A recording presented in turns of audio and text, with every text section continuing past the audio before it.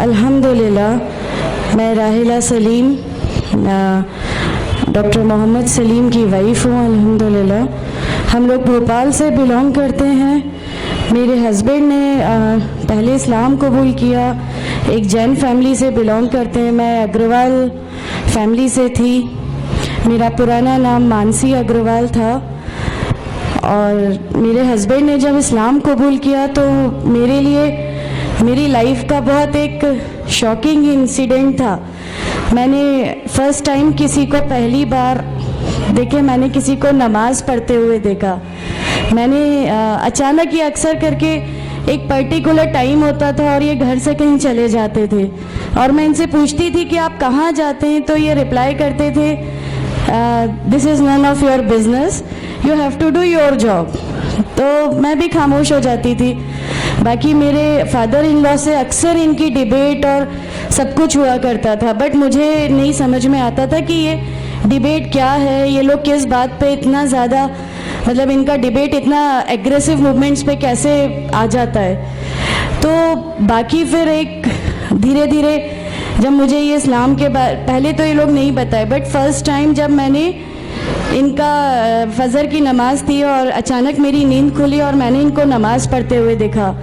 मैंने इनसे पूछा कि आप क्या नमाज़ पढ़ रहे हैं, क्योंकि सिर्फ टेलीविज़न पे देखा था कि हाँ ऐसे जो करते हैं वो नमाज के एक्शंस हैं। मैंने इनसे पूछा कि आप नमाज़ पढ़ रहे हैं, इन्होंने कहा कि हाँ मैं नमाज़ पढ़ रहा हूँ। मैंने बिल्कुल देर नहीं की मेरे फादर इन लॉ को बताने में।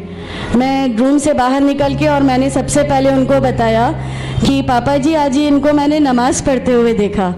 तो उन्होंने मुझसे कहा कि ठीक है खामोश रहो, अभी किसी से कहना नहीं, हम देखेंगे क्या कर सकते हैं। अब वो जो मेरी लाइफ का मोमेंट था, वहाँ से मेरे को ऐसा लगा कि ये क्या हुआ, मतलब ये क्या कर रहे हैं, ऐसा क्यों कर रहे हैं, ये कहीं ये किसी ऐसे व्यक्ति से तो नहीं मिल गए जो इनको टेररिज्म की तरफ ले जा रहा है और ये ऐसी चीज़ों में तो नहीं इन्वॉल्व हो जाएंगे। एक बहुत बड़ा डर जो मेरे अंदर था वो, और on that time I was pregnant, तो मेरे को एक बहुत खलबली सी लगी रहती थी कि ये क्या चल रहा है, ये क्या चल रहा है। फिर धीरे धीरे करके जब मैं इनकी बुक्स वगैरह जो अलमीरा में रखी रहती थी वो मैं पढ़ने लगी और ढूंढने लगी। ये छुपा के रखा करते थे और मुझे जब भी कोई बुक मिलती थी तो फिर मैं उसको पढ़ने लगी। तो मुझे उसमें ऐसा कुछ लगता ज़रूर था कि पता नहीं कुछ है, कोई डिफरेंट चीज़ है, क्योंकि मैंने देखा कि इनके अखलाक, इनकी सब चीज़ें बिल्कुल चेंज हो गई। जो ये पहले थे उससे ये बिल्कुल अलग हो गए। तो मुझे ऐसा पर्सनली लगता था कि इस प्लेटफॉर्म ने इनको ऐसा क्या दिया जो मेरे हस्बैंड को बिल्कुल चेंज करके रख दिया। मतलब अल्हम्दुलिल्लाह ये उस समय कोशिश करते थे कि जो नबी की सुन्नतें हैं, जो हमारे नबी सल्लल्लाहु अलैहि वसल्लम ने किया, अपनी वाइफ की मदद करना, अपनी वाइफ के साथ किस तरह उसके हुकूक की अदायगी करना, ये सब कुछ वहाँ अल्हम्दुलिल्लाह करने लगे।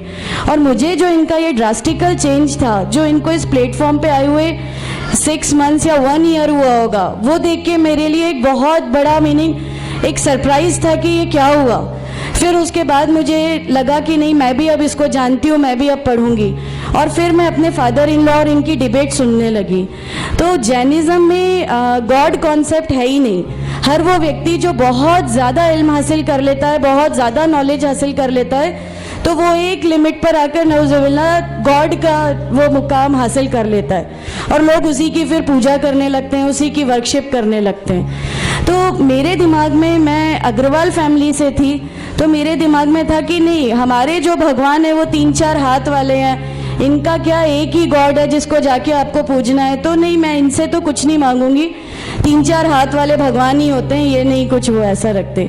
तो वहाँ से एक थोड़ा सा डिस्ट्रैक्शन मेरे को गॉड कॉन्सेप्ट का आया, और ईश्वर है जो इस दुनिया को चला रहा है, ये हमेशा मेरे जहन में रहता था।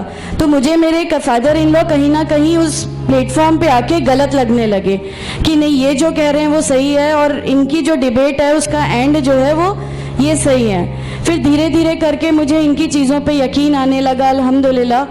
फिर हमारे एक फैमिली फ्रेंड है, उनके यहाँ ये मुझे ले गए। वहाँ पर किसी ने मुझसे कहा कि मैं बहुत बुज़ुर्ग हो चुका हूँ, कलीम सिद्दीकी शायद हैं, कलीम सिद्दीकी साहब है, मुझे उनका नाम ध्यान नहीं है अच्छे से, बट उन्होंने मुझसे कहा बेटा मैं बहुत बुज़ुर्ग हो चुका हूँ, मैं चाहता हूँ तुम कलमा पढ़ लो।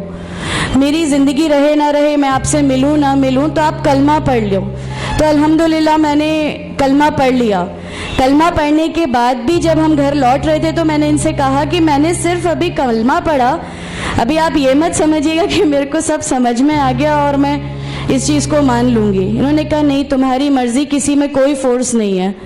तो अल्हम्दुलिल्लाह अल्लाह ताला का एहसान है, उस कलमे की ताकत थी। और ये हमेशा कहते थे तुम्हें कोई दुआ मांगनी है तो तहज्जुद में मांगा करो। तहज्जुद का जो टाइम होता है वो बहुत कीमती होता है और उसमें अल्लाह ताला सबकी दुआएं कबूल करता है। इन्होंने मुझे एक दुआ सिखाई थी कि तुम एक दुआ मांगो कि या मेरे रब, अगर मेरा हस्बैंड गलत रास्ते पर है तो उसको सही रास्ते पे ले आ, और अगर मैं गलत रास्ते पे हूँ तो मुझे सही रास्ता दिखा दे। अल्हम्दुलिल्लाह मैं ये दुआ कंटिन्यू मांगती थी। एक बार मेरी नींद अल्हम्दुलिल्लाह तहज्जुद में खुली और बस मैं नॉर्मल जैसे एक ध्यान करते हैं वैसा मैं बैठ गई और अपने आप अचानक दिल चाहा कि बस सजदा करूं। मेरी ज़िंदगी का वो पहला सजदा था और उस बहुत लंबा सजदा था और उस सजदे में मैंने मेरे रब से क्या क्या मांग लिया मुझे भी नहीं याद है। और उस समय मुझे ऐसा फील हो रहा था जैसे अल्लाह ताला खुद मुझसे बात कर रहा है, अल्लाह मेरे सवालों का जवाब खुद दे रहा है। अल्हम्दुलिल्लाह बस उसके बाद तो ऐसा लगा कि नहीं, इस्लाम हक है और इस्लाम पे ही चलना है।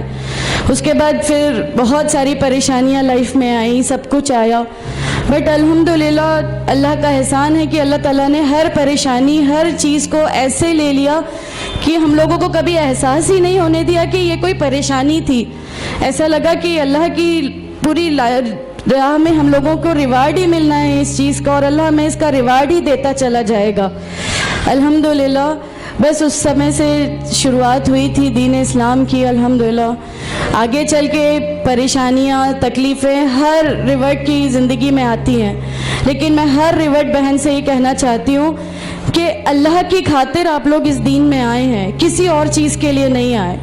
तो अल्लाह ही की खातिर इन परेशानियों को भी झेलिए, अल्लाह ही की खातिर झेलिए। अल्लाह ताला अगर आप लोगों से, माशाअल्लाह मैं जब घर से निकली, जब हमारे फादर इन लॉ ने हमें घर से निकाला, मेरे बच्चे की, छोटा बच्चा था, छोटे वाले की सिर्फ एक दूध की बोतल थी, इसके अलावा कुछ भी नहीं था।